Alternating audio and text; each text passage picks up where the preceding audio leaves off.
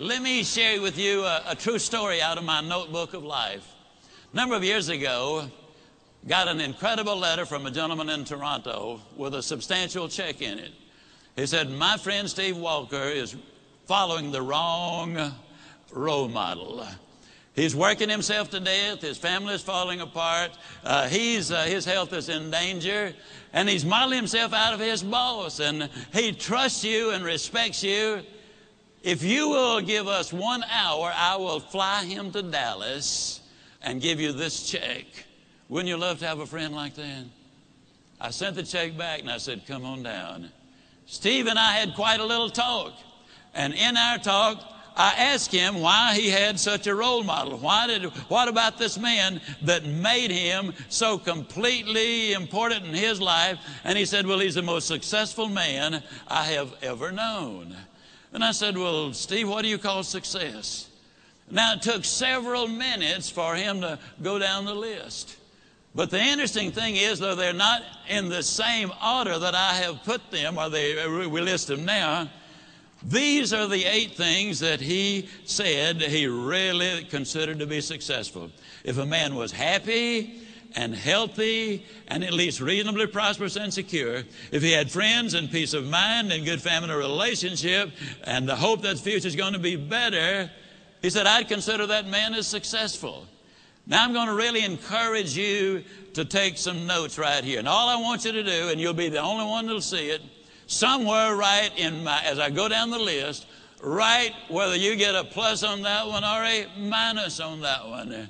You'll be the only one to see it, but it might be an eye-opener. You see, most people never dare to evaluate really where they are. And you got to know where you are before you can really determine your chances of getting what you really want out of life. And so I said to Steve, I said, I understand that your boss is very important to you. You consider him to be successful.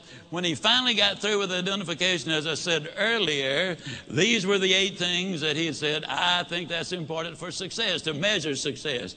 I said, well, Steve, let me ask you now, as far as happy is concerned, tell me, how happy is your boss? He said, oh, I don't think he's happy at all.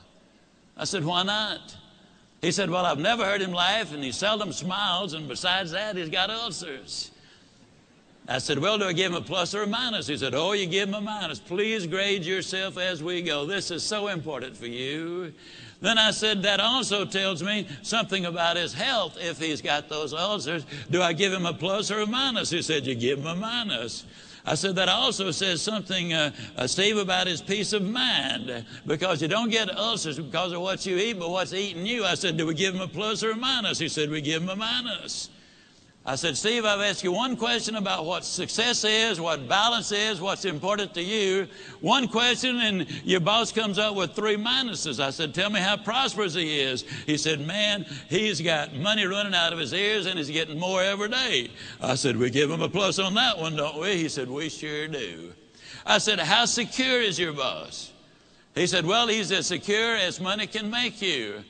And I said, well, Steve, let me ask you, did you read where 2 billionaire brothers here in Dallas went bankrupt? I said, how does your boss compare? Oh, man, he doesn't have that kind of money. Did you read where our ex-governor was worth $100 million at one point? He's now bankrupt. How does your boss compare? Oh, he doesn't have that kind of money. Now, understand, Steve equated security with corporate position and bucks in the bank.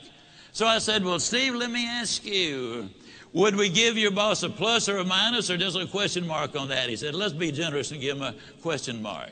I said, how many friends does your boss have? I hope you're marking these for you. How many friends, real friends, does your boss have? He said, I don't think he's got any. I'm not his friend. I just happen to admire the guy. To tell you the truth, he's somewhat of a jerk. And I said, okay, we give him a minus on that one. I said, tell me about his family. And he said, well, his wife's divorcing him. Well, that one's easy to answer. I said, how much hope does he have for the future? He said, well, before I started talking to you, I thought he had a lot. But right now, I don't think he's got any. Why did that statement come forth? Because for the first time, he had evaluated it. That's what we need to do. Evaluate where we are. Are we investing our time properly, using our resources properly? What will the end results be? Well, then I said to Steve, when that was over, we give him the minus there. I said, Steve, of the 8 things that you consider marks of success, he gets 1, 2, 3, 4, 5, 6 minuses. He gets 1 plus and 1 question mark. I asked Steve a question. I'm going to ask you the same question. Steve, would you swap places with your boss right now, knowing what you know? He looked at me kind of stunned. He slowly rose to his feet and said, no, I wouldn't. Would you?